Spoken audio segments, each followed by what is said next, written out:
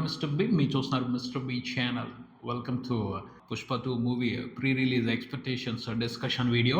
మనుతో నేనైతే సీరియస్గా కొన్ని విషయాలు డిస్కస్ చేద్దాం అనుకుంటున్నాను. ఆ పుష్ప 2 సినిమాలో ఏం ఉండబోతుంది, ఎలాంటి ఎంటర్టైన్మెంట్ ఉండబోతుంది అనే దానికి సంబంధించి నా ఎక్స్పెక్టేషన్స్ ఏమిటో నేను చెప్తాను, మను ఎక్స్పెక్టేషన్స్ ఏమిటో మను చెప్తాడు. ఈ ఎక్స్పెక్టేషన్స్కి మించి సినిమాలో ఎంటర్టైన్మెంట్ ఉంటుందా, లేకపోతే ఈ ఎక్స్పెక్టేషన్స్ కంటే తక్కువ సినిమాలో ఎంటర్టైన్మెంట్ ఉంటుందా చూడాలి. బేసిక్గా అయితే చాలా రోజుల నుంచి వెయిటింగ్. ఆగస్టు 15కి రిలీజ్ అవ్వాలి. యాక్చువల్గా అయితే డిసెంబర్ 5కి పోస్ట్పోన్ చేశారు. టైం గడిచిపోయింది, డిసెంబర్ 5th కూడా వచ్చేసింది. ఇంకా దాని కొన్ని గంటల్లో చూసేస్తున్నాం పుష్ప 2.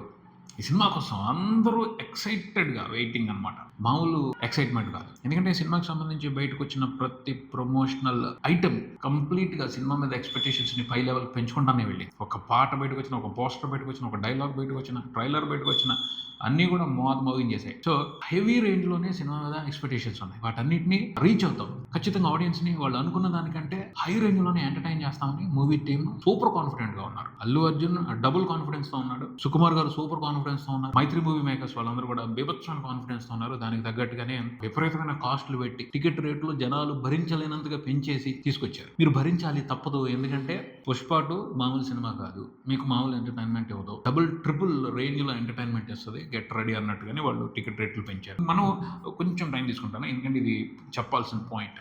తీసుకోండి. టికెట్ రేట్లు పెంచడం బాగానే ఉంది, కానీ దాన్ని అందరి మీద రుద్దేయకూడదు, అందరినీ టెంప్ట్ చేయకూడదు. ఇప్పుడు ప్రీమియర్స్ కి అంటే డిసెంబర్ 4th దాదాపు అన్ని చోట్ల నైట్ 9:30కి షోలు వేస్తున్నారు. దానికి ఎంత పెట్టారు? తెలంగాణలో 1100, 1200 పెట్టారు. ఆంధ్రప్రదేశ్లో 900 పెట్టారు. అరే 900 పెట్టి విలేజ్ లో ఉన్నవాళ్ళు చూడరు, బి సెంటర్ లో ఉన్నవాళ్ళు చూడరు, ఎక్కువ మంది చూడరు, చాలా తక్కువ మంది చూస్తారు. ఏ సెంటర్ లో ఉన్న వాళ్ళు వస్తారు, కొంచెం ఎక్కువ డబ్బులు స్పెండ్ చేసే వాళ్ళు సిటీస్ లో ఉంటారు, పెద్ద పెద్ద టౌన్స్ లో ఉంటారు, చిన్న టౌన్స్ లో ఉండరు. కానీ చిన్న టౌన్స్ లో ఉన్న 4 థియేటర్స్ లో కూడా 9:30 షోలు పెట్టి దానికి 900 టికెట్ పెడితే ఎవరు వస్తారు, ఎలా వస్తారు?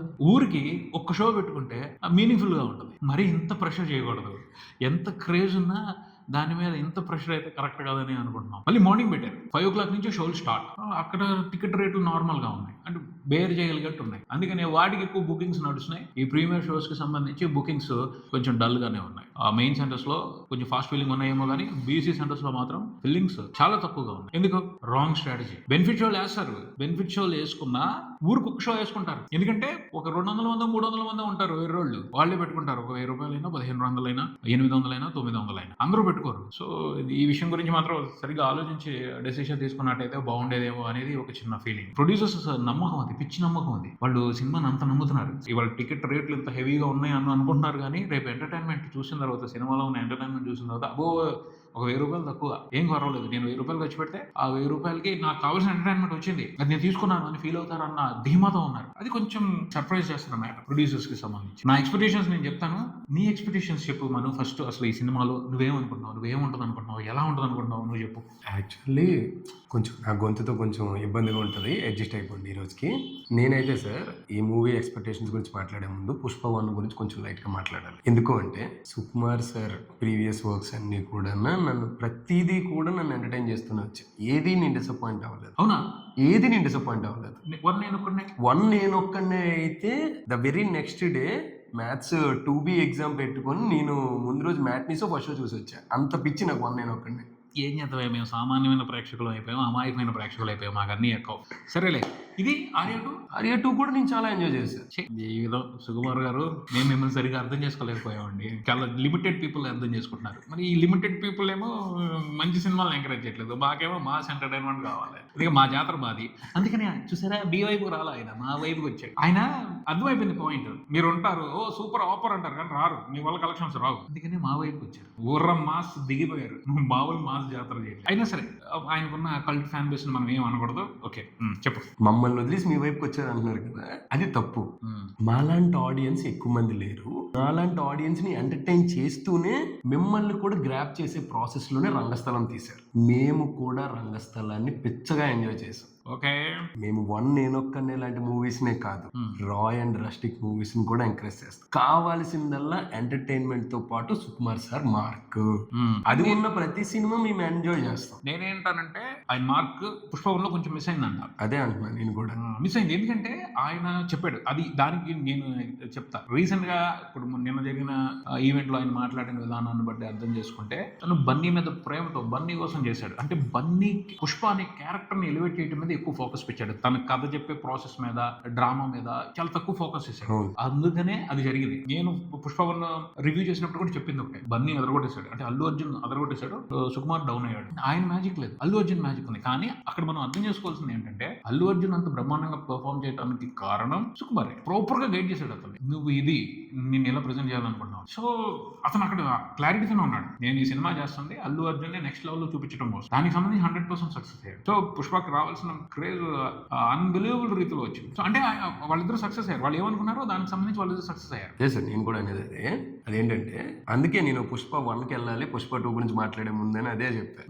పుష్ప 1 అందరూ అంటే నేను మా ఫ్రెండ్స్ అందరూ చూసినప్పుడు అరే వేరి సుకుమార్ అన్నారు. నేను ఒకటే అనుకున్నా, అందుకే సుకుమార్ నెక్స్ట్ వస్తానని చెప్పడానికే పార్ట్ 2 అని అనౌన్స్ చేయకుండా సెకండ్ ఇంటర్వల్ అని పెట్టాడు. నేను చెప్తున్నాను దీంట్లో కూడా ఉండడు కన్ఫర్మ్.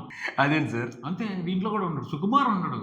మళ్ళీ ఖచ్చితంగా చెప్తున్నాను కదా, పర్టికులర్ గా కొన్ని టార్గెట్లు ఉన్నాయి. ఆ టార్గెట్లకు సంబంధించిన ప్యాకేజీలు కనపడుతున్నాయి ట్రైలర్ చూస్తే. సార్ ఈ ట్రైలర్ చూసి మనం కొన్ని జడ్జ్ చేయొద్దు, మేబీ మన సర్ప్రైజ్ కోసం లేదు. ఆ ప్యాకేజెస్ ని సాటిస్ఫై చేయాలి అంటే నువ్వు డ్రామా మీద ఫోకస్ చేసి లేకపోతే కథని డ్రైవ్ చేస్తానికి పెట్టుకుంటే నడవు. అర్థమవుతుందా? నా ఉద్దేశం అది. బట్ ఇఫ్ నేను రాంగ్ అయితే బెస్ట్, మన తర్వాత డిస్కషన్ లో మాట్లాడుకుందాం. దాన్ని బ్యాలెన్స్ చేయడం అనేది చాలా కాంప్లికేటెడ్ వ్యవహారం. బ్యాలెన్స్ చేశాడంటే తోపు సుకుమార్. అది ఓకే, అది నేను చూస్తాను నేను కూడా. ఎందుకంటే క్రిస్టోఫర్ నోలన్ ఎగ్జాంపుల్ చెప్తున్నాను. అతను బ్యాట్మెన్ తీసినప్పుడు బ్యాలెన్స్ చేశాడు నాకు తెలిసి. ఆ తర్వాత బ్యాలెన్స్ చేయలేదు. అంటే దాంట్లో ఫిలాసఫీ ఉంటుంది బ్యాట్మెన్ మూవీలో, డార్క్ నైట్ లో. ఫిలాసఫీ ఎవరికి అవసరం లేదు. ఫిలాసఫీని అర్థం చేసుకుని చాలా తక్కువ మంది. అండ్ యాక్షన్ ఎంటర్టైన్మెంట్ ఉంది, జోకర్ క్యారెక్టర్ ఉంది, దాన్ని ఎంజాయ్ చేస్తారు, ఆ సీన్స్ ని ఎంజాయ్ చేస్తారు. బట్ ఆ తర్వాత అతను చెప్పే సినిమాల్లో ఆ ఫిలాసఫీ లేకపోతే ఇన్ఫర్మేషన్ దాన్ని డైజెస్ట్ చేసుకోలేకపోతున్నారు చాలా మంది. అంటే అవి అర్థం కావట్లేదు. బట్ నేనేంటంటే డార్క్ నైట్ లో లాగా ఫిలాసఫీని ఒక పక్కన అండర్ కరెంట్ లో రన్ చేసుకుంటా ఎంటర్టైన్మెంట్ ని కూడా సాలిడ్ గా ఇచ్చాడు అంటే సుకుమార్ తో ఇండియాలో కూడా ఒక క్రిస్టోఫర్ నోలన్ వచ్చాడు అని చెప్పొచ్చు. బట్ అది ఉండదేమోనని నా అనుమానం. ఎందుకంటే ఆల్రెడీ చాలా ప్రెషర్ ఉంది. ఆ ప్రెషర్ కి తగ్గట్టు ఐటమ్స్ సెట్ చేశారు. 3 పార్ట్లు ఉన్నాయి, పేలిపోతున్నాయి. 5 ఎపిసోడ్స్. అండ్ ఆ 5 ఎపిసోడ్స్ కి లీడ్స్ ప్రాపర్ గా ఉండటం అండ్ వీటన్నిటిని సెట్ చేయడం దగ్గరే నాకు తెలిసి చాలా డ్యూరేషన్ వెళ్ళిపోయింది. 3 గంటల 20 నిమిషాలకు వచ్చినప్పుడు ప్రతి ఫైట్ ఎపిసోడ్ ఓ లెవెల్లో అసలు ఎందుకు గంగమ్మ జాతర ఎపిసోడే దాదాపు 20 నిమిషాలు ఉంటుంది అంటున్నారు. అంటే అసలు దాన్ని ఎలా డిజైన్ చేసి ఉంటారు, దాని మీద ఎలా పెట్టుంటారు, ఏం మ్యాజిక్ చేసి ఉంటారు. సో చూడాలి. నా ఉద్దేశం అయితే ప్యాకేజెస్ సరిపోతాయి, యాక్షన్ ఎపిసోడ్స్ సరిపోతాయి. అయినప్పుడు దాదాపు 3-4 ఫైట్లు ఉన్నాయి. అన్ని ఫైట్లకు సంబంధించిన చిన్న చిన్న డీటెయిల్స్ మనం ట్రైలర్ లో చూసాం. ఆ రప్ప అన్న ఫైట్ కానీ, ఆ పోర్ట్ లో ఫైట్ కానీ, ఈ గంగమ్మ జాతర ఫైట్ కానీ, ఇంట్రడక్షన్ ఫైట్, ఇలా చాలా బాగున్నాయి. కానీ నువ్వు అన్నట్టు డ్రామా స్కోప్ పెట్టుకున్నాడు ఆయన. క్యారెక్టర్స్ ఉన్నాయి, అనసూయ సునీల్ క్యారెక్టర్ ఉంది, కొత్తగా జగదోర్ క్యారెక్టర్ ఉంది, Fahadh Faasil character first half లో సరిగ్గా లేదు, ఈ దీంట్లో ఉండాలి. సో ఈ క్యారెక్టర్లన్నీ ఎలివేట్ అయ్యి జాగ్రత్తగా ఎంటర్టైన్మెంట్ ఇవ్వాలి అంటే మంచి డ్రామా నడవాలి అంతే. కానీ ఆ డ్రామాకి ఎంత స్కోప్ ఉంటుంది అనేది నాకు కొంచెం అనుమానం. ఫస్ట్ పార్ట్ లో కూడా ఇన్ని మంచి క్యారెక్టర్స్ ఉన్నాయి, సెకండ్ హాఫ్ లో డ్రామా ఎక్కడో డైల్యూట్ అయిపోయింది. సో ఇంకా ఉంది కథ, చాలా కథ ఉన్నా ఆయన క్యారెక్టర్ ఎలివేషన్, ఆ క్యారెక్టర్ ని ఎక్కువ హైలైట్ చేయడం కోసం కొన్నిటిని వదిలేసుకుంటూ వచ్చేసి దాంతో పోల్చుకుంటే సెకండ్ హాఫ్ లో ఇంకా అతని రెస్పాన్సిబిలిటీస్ పెరిగినాయి. ఎందుకంటే ఎంటర్టైన్మెంట్ రిక్వైర్మెంట్స్, ఎంటర్టైన్మెంట్ డిమాండ్లు ఎక్కువ ఉన్నాయి. హిందీ వాళ్ళు ఎంటర్టైన్ చేయాలంటే పాటలు పడాలి, ఫైట్లు పడాలి. వీటి మీద ఫోకస్ వెళ్ళినప్పుడు ఈ స్క్రీన్ ప్లే ప్రిపరేషన్ లో ప్రాపర్ గా జరుగుతుందా లేదా, సుకుమార్ మార్క్ వస్తుందా లేదా అనే దానికి సంబంధించి నాకైతే అనుమానాలు. ఆయన నా మార్క్ చూపించాలా, ఎంటర్టైన్మెంట్ చూపించాలా అంటే ఎంటర్టైన్మెంట్ వైపే వెళ్తాడు, ఆ వైపుకే వెళ్తాడు. ఎందుకు ఆయన రెస్పాన్సిబిలిటీ దాని మీద ఎక్స్పెక్టేషన్స్ కి సెట్ చేసినప్పుడు సో డిసప్పాయింట్ చేయకూడదు. నా ఉద్దేశం అయితే ఆయన ఈ సినిమా దగ్గర కూడా కొంచెం కాంప్రమైజ్ అయ్యి అవుతాడేమో అని ఫీలింగ్. ఒక మంచి మాస్ ఎంటర్టైన్మెంట్ అయితే కన్ఫర్మ్. నేను ఎందుకు బ్యాలెన్స్ చేస్తారని అనుకున్నానంటే సార్, ఆ డ్యూరేషన్ దగ్గరికి వస్తాను నేను కూడా. 3 hours 20 minutes లోని ప్రతి ఎలివేషన్ కి పోనీ మీరు చెప్పినట్టు ఓన్లీ గంగమ్మ తల్లి జాతర గురించి ఎక్కువ చెప్తున్నారు అంటే అదొకటే హెవీ ఎపిసోడ్ అయి ఉండొచ్చు, మేబీ అదొకటే ఎక్కువ డ్యూరేషన్ ఉండొచ్చు. మిగతా జనరల్ గా ఏ మూవీలో అయినా సరే హై ఆన్ ఎలివేషన్ సీన్స్ అన్ని కూడా 6 minutes 7 minutes ఉంటాయి. అట్లాంటివి గంగమ్మ జాతర వదిలీగా ఇంకొక 4-5 పెట్టుకున్నా, 4-5 ఎపిసోడ్లు ఒక్కొక్కటి 10 నిమిషాలు వేసుకున్నా కూడా అక్కడ ఒక 50 నిమిషాలు వెళ్ళిపోయినా, ఇది ఒక 20 నిమిషాలు అయిపోయినా, అక్కడ ఒక 1.5 గంటన్నర మనకి వెళ్ళిపోయినా కూడా ఇంకా మనకి ఇంకా 1.5 ప్లస్ 20 మినిట్స్ ఉంది మనకు అక్కడ. సాంగ్స్ కి పోనీ ఇంకొక 20 నిమిషాలు కూడా పోయింది. ఇంకో గంటన్నర ఉంది. మదర్ సన్ క్యారెక్టర్ ని ఫస్ట్ హాఫ్ లో ఎస్టాబ్లిష్ చేసినా కూడా, ఆ రెండు బాండింగ్స్ మధ్యన సీక్వెన్సెస్ ఇవి బాగా ఎస్టాబ్లిష్ చేసినా కూడా, ఆ నేమ్ లేదు అన్న ఎమోషన్ ని, అంటే మీరు చెప్పినట్టు ఫస్ట్ పార్ట్ లోనే ఆ యొక్క ఎలివేషన్స్ మీద పెట్టిన ఫోకస్ వల్ల ఆ నేమ్ లేదు అనేది కూడా అంత ఇంపాక్ట్ ఇవ్వలేదు ఫస్ట్ పార్ట్ లో. దాన్ని కూడా దీంట్లోనే తను ఇన్కార్పొరేట్ చేయగలగాలి. నేమ్ లేదు అనే దాని గురించి నాకు మొన్న నుంచి అబ్జెక్షన్ ఉందబ్బా. ఎవరు ఇవ్వాలి నేము, ఎవరు ఇవ్వాలి, ఎందుకు ఇవ్వాలి, ఏముంది అక్కడ రిస్ట్రిక్షన్ ఏంటి? పోనీ ఏదన్నా అక్కడ ఒక ఎవరన్నా ఇవ్వాలి అని చెప్పేసి ఏమన్నా ఒక సిద్ధాంతం ఉందా, లేకపోతే ఏదైనా కట్టుబాటు ఉందా? ఏం లేదు. అంటే తను ఆ మూవీ సెటప్ చేసుకునే టైము 1990s ఆ టైంలో ఏ 90s అయినా సరే నేను చెప్పు, నువ్వు ఆ కట్టుబాటు ఏదో చెప్పాలి కదా, ఇలా పలానా విషయం జరిగితే పేరు వస్తుంది లేకపోతే రాదు అని. ఇప్పుడు నువ్వు డామినేట్ చేసే పొజిషన్కి వచ్చావు. అక్కడ మీ అన్నలు ఎవరో నిన్ను కలుపుకోవట్లేదంటే, అరే మిమ్మల్నే నేను కలుపుకోను, నాదే అసలు ఒరిజినల్, మీరు కాదు అన్న పొజిషన్ లో ఉన్నాడు అనొచ్చు. అంతే, ఎవరు ఆపుతారు? నువ్వు అది చేయాలి కదా. పోనీ అది కాదు, నీ అన్నల నుంచే వాళ్ళు రెస్పెక్ట్ఫుల్ గా నీకు ఇవ్వాలి అంటే ఎందుకు ఆపుతున్నారు, ఏంటి అసలు అక్కడ అనే దానికి సంబంధించి సరైన డీటెయిల్ ఇవ్వలేదు. ఇలాంటి డీటెయిల్సే నాకు సుకుమార్ మిస్ అయ్యాడని బాధ అనిపించింది. అవే సెకండ్ పార్ట్ లో ఇస్తారని నాకు అనిపిస్తుంది. చూద్దాం అక్కడ మీరు ఎందుకు ఇవ్వాలి. నేను ఇక్కడ నీకు ఎందుకు చెప్తాను అంటే, ఎక్స్పెక్టేషన్స్ ఉన్నప్పుడు ఎలా జరుగుతాయి అంటే, బాహుబలి 2 కానీ KGF 2 కానీ 1 చూసి చాలా ఎక్స్పెక్టేషన్స్ పెట్టుకున్నారు. కానీ ఆ ఎక్స్పెక్టేషన్స్ మీద ఉన్న ప్రెషర్ తో వీళ్ళు చేసేది ఏం చేశారు? KGF 2 ఇస్ కంప్లీట్ ఎలా వెళ్ళిపోయింది, మొత్తం అంతా ఎలివేషన్స్ మీద, ఎలివేషన్స్ అండ్ యాక్షన్స్ మీద వెళ్ళిపోయింది. సో అలాంటి అవకాశం ఇక్కడ కూడా ఉంది. సుకుమార్ గారు కూడా అలాగే చేస్తారు. ఎందుకంటే ఆల్రెడీ 2 సినిమాలు చూస్తున్నారు ఆయన. బాహుబలి 2కి అలాగే వచ్చింది, KGF 2కి అలాగే వచ్చింది. సో తను కూడా అలాగే చేయాలి అన్న ఉద్దేశంతో ఉండొచ్చు. అది స్మార్ట్ గా ఎలా చేస్తాడు అనేదే ఇంపార్టెంట్. కానీ అవసరం లేదు, ఇక్కడ డిస్టర్బెన్స్ అవుతుంది, నేను చెప్పలేకపోతున్నాను అనుకున్నప్పుడు చక్కగా రూట్ పక్కకు పెట్టేసి ఎంటర్టైన్మెంట్ ఎలిమెంట్స్ మీద వెళ్ళిపోతారు, మాస్ ఎలివేషన్స్ మీద వెళ్ళిపోతారు అన్నది నా ఉద్దేశం. కాకపోతే ఇండస్ట్రీలో లోపల వినపడుతుంది, ఆల్రెడీ చూసిన వాళ్ళు చెప్తున్న రిపోర్ట్స్ ఏమిటి అంటే, మాస్ జాతర అసలు ఒక్కొక్క ఐటమ్ పేలుతుంది థియేటర్ లో. హెవీ పాజిటివ్ గా ఉన్నారు. ఒక్కొక్క ఐటమ్, ఒక్కొక్క సీన్, అంటే కొన్ని సిచ్యువేషన్స్ మామూలుగా పేలవన్నమాట. అంత మాస్ ఎలివేషన్స్. ఏంటి అందరూ థియేటర్కి వచ్చేది ఏదో తెలుసుకోవాలని కాదు, పుష్పరాజు స్పెషల్ ఎంటర్టైన్మెంట్ క్రియేట్ చేస్తాడు కదా, దాన్ని ఎంజాయ్ చేయడానికి వస్తారు, దానికోసం వస్తారు అందరు. పుష్ప బ్రాండ్ ఉంది. సో పుష్పాన్ని ఏ రకంగా హైలైట్ చేయాలి, పుష్పాన్ని ఎక్కడికక్కడ ఎంత బాగా చూపించుకుంటూ రావాలి, ఇదే మెయిన్ ఎజెండా ఈ సినిమాకి సంబంధించి. అదే సేలింగ్ పాయింట్. సో దాని మీద ఫోకస్ చేసిన తర్వాత మిగతా వాటి గురించి ఆలోచిస్తారు. ఇప్పుడు ఏది కనెక్ట్ చేసినా, ఏది తీసుకొచ్చినా పుష్ప హైలైట్ అవ్వాలి, అదే స్ట్రాటజీ ఇక్కడ.